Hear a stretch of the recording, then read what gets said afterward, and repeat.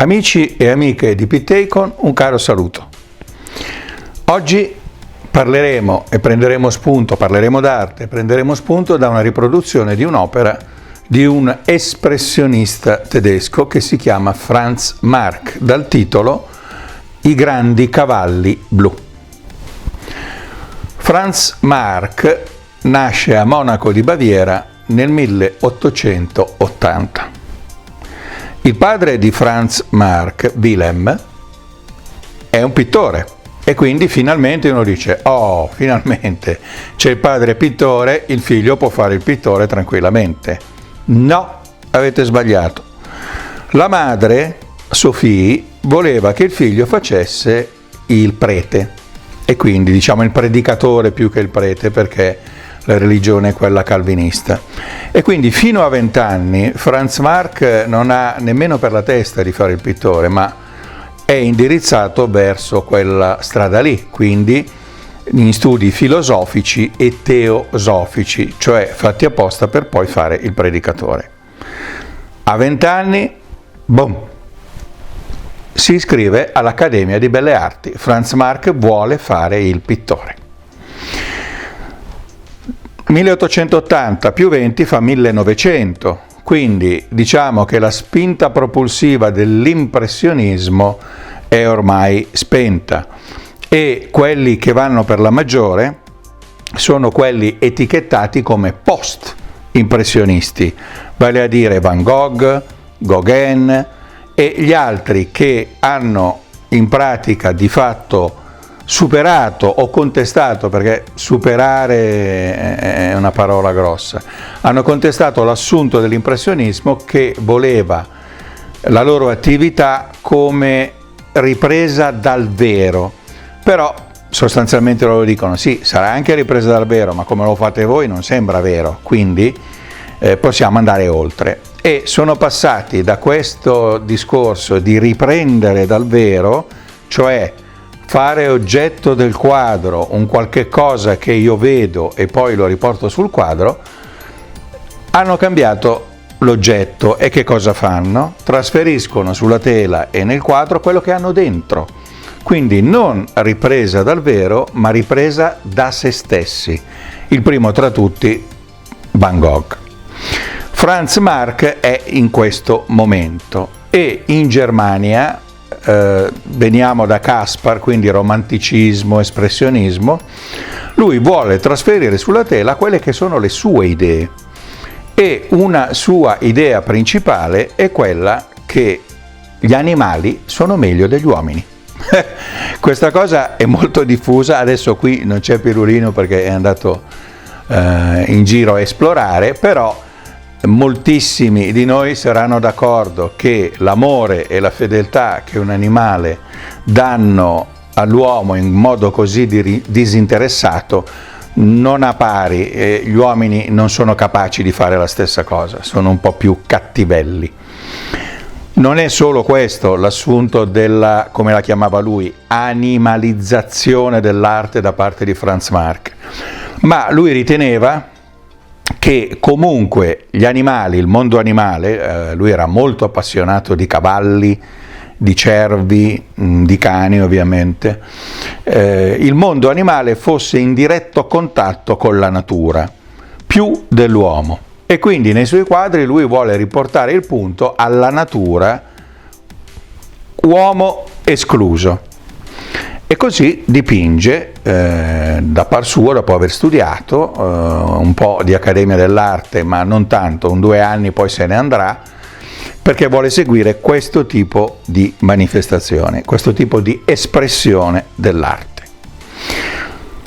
In questo senso voglio anticipare alcune critiche o discorsi che si fanno su Franz Marc. Franz Marc, come vedremo e come vedete, usa dei colori vivi, violenti, totalizzanti, non è accurato nella ripresa scenica, neanche nel disegno, ma gioca sui ritmi pittorici di un quadro.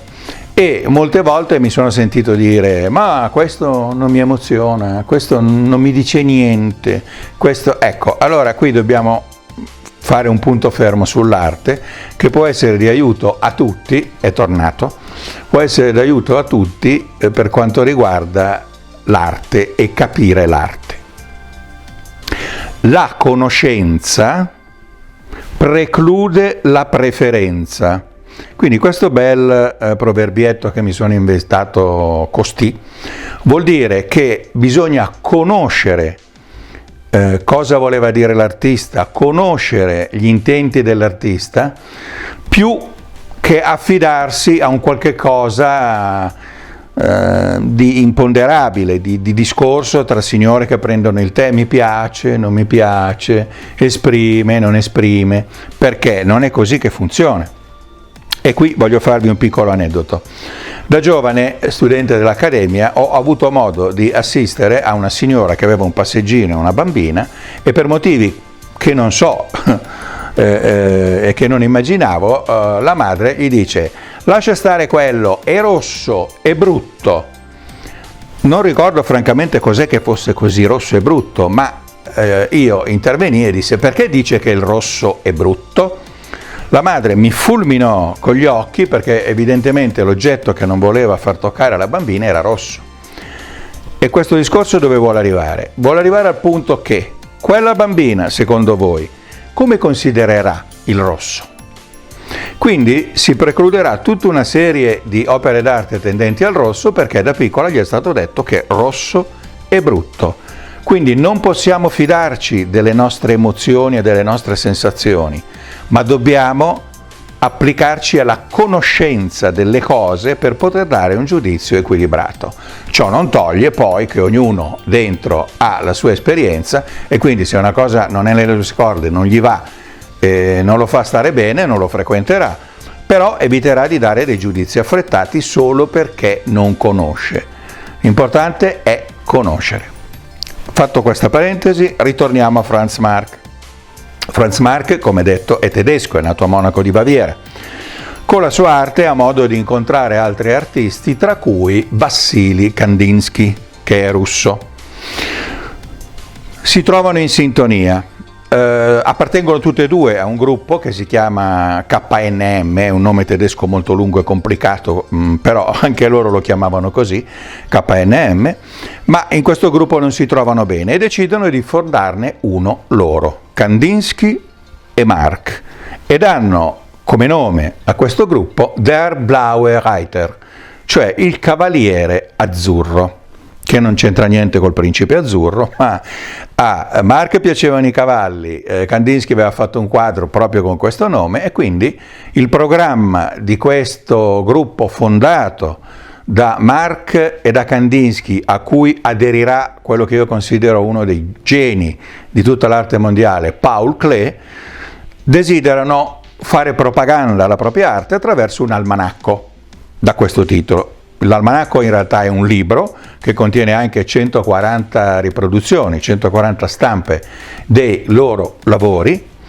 e l'intento è proprio quello di propagandare la loro arte, di spiegare la loro arte.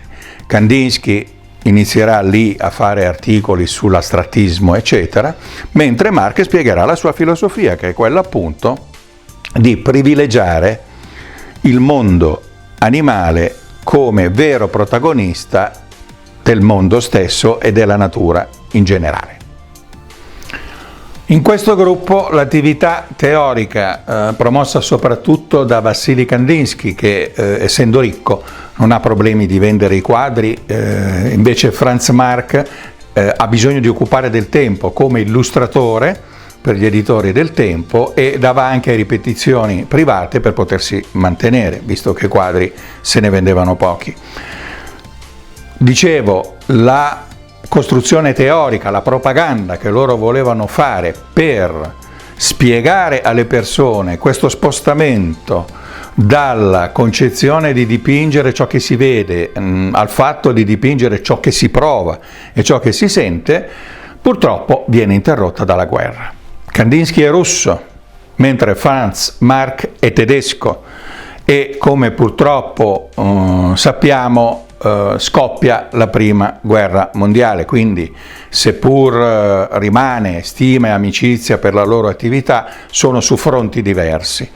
Quindi l'almanacco non vedrà un secondo numero e Franz Marc si arruola addirittura nell'esercito e va a combattere.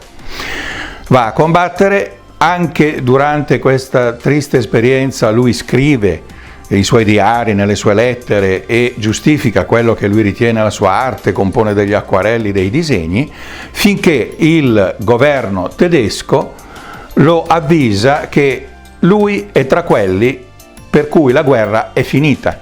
Siccome hanno riconosciuto in Franz Marc una personalità artistica degna di nota, tornerà a casa.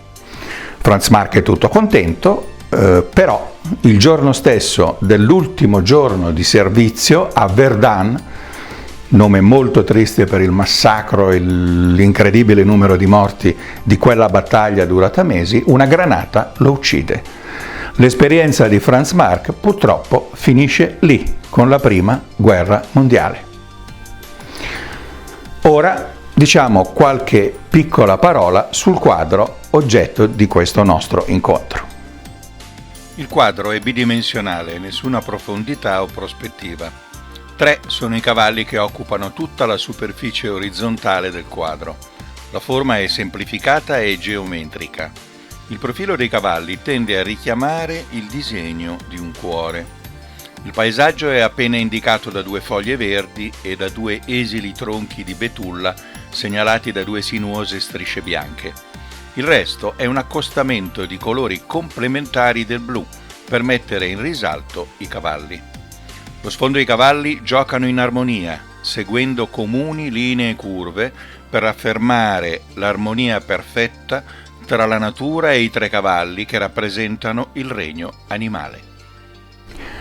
Purtroppo anche in questo caso, come nel caso di Basile per la guerra franco-prussiana, la guerra tra uomini, queste morti, ci hanno privato di tutto quello che Franz Marc avrebbe potuto fare. Negli ultimi tempi, gli ultimi disegni, c'è un quadro che si chiama appunto Uccelli. Lui stava imboccando la via del futurismo e quindi in un quadro fa vedere le ali degli uccelli che sbattono e tenta di dare quella prospettiva lì. Purtroppo, come già detto, non lo sapremo mai. Non mi resta che dare appuntamento agli amici e le amiche di Pitacon per il prossimo video, ricordandovi che c'è la regola dei social, quindi se quello che vi ho detto vi è piaciuto e vi interessa, condividetelo, mettete like, fatemelo sapere e noi ci diamo appuntamento alla prossima stampa d'arte Pitacon.